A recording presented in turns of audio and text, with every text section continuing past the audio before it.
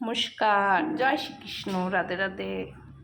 নারকেল, আমাদের গাছের নারকেল, কিন্তু তেজপাতা, গরম মশলা, গুড়, চিনি, এটা দুধের ক্ষীর হচ্ছে। সব গরুর দুধ আমার ক্ষীর বানিয়েছি। দেখতে থাকুন কি দেই। শুধু গুড় দিয়ে দিলাম, তেজপাতা, এলাচ দিয়ে দিলাম,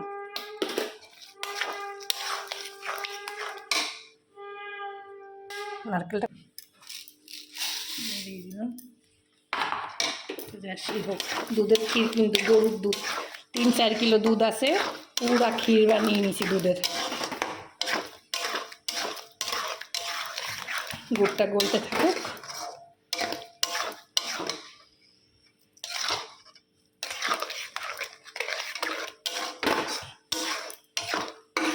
কত থাকুক ক্ষীরটা।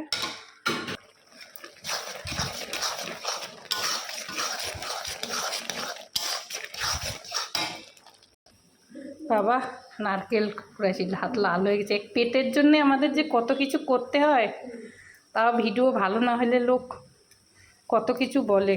কেটে কেটে ভিডিওটাকে করতে হয়। এই যে এটা ফুটতে পাকা 2 ঘন্টা থেকে 3 ঘন্টা লাগছে।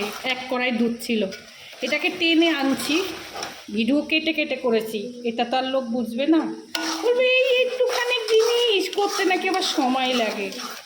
অনেক বাতলিং কথা বলা যায়, কিন্তু যে জিনিস করে সেই জানে। দুধের ক্ষীর বানাইছি পুরো 1 কড়াই দুধ দিয়ে। কতটা অবধি দাগ দেখছেন? এখন নারকেলগুলা দিয়ে দেবো ক্ষীরের মধ্যে। এই ভগবান যে আমাদের পেটটা কেন দিয়েছে, পেটটা না দিলে আর কিছু করতে হতো না। এই পেটের জন্য যে আমাদের জীবনে কত কিছু করতে হয় সুস্বাদু খাবারের জন্যে। মিলাইনি, তারপর চালটা ভিজায় রাখছি। দেখি পুলি পিঠা করবো নাকি পাটি সাপটা করবো। ভিজানো থাক, হালকা ঠান্ডা যেতে পড়ছে, হালকা গরম জলে ভিজাইছি। নারকেলের পুরটা হয়ে আসছে, নামাই দিচ্ছি। হয়ে গেছে, নামিয়ে দেবো।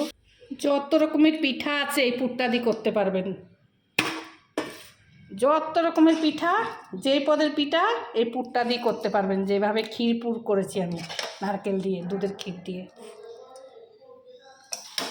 একটা নারকেল দিয়ে 3-4 কিলো দুধের ক্ষীর করে নিয়েছি, তার উপরে নারকেল দিয়েছি।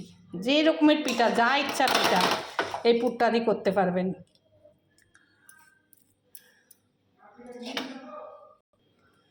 হয়ে গেছে। করতে গুছাতে অনেক সময় লেগে যায়, কিন্তু খেতে 1 সেকেন্ডও লাগে না। সুস্বাদু খাবার, কি বলবো। ভগবান সৃষ্টি করেছে আমাদেরকে এরকমভাবে।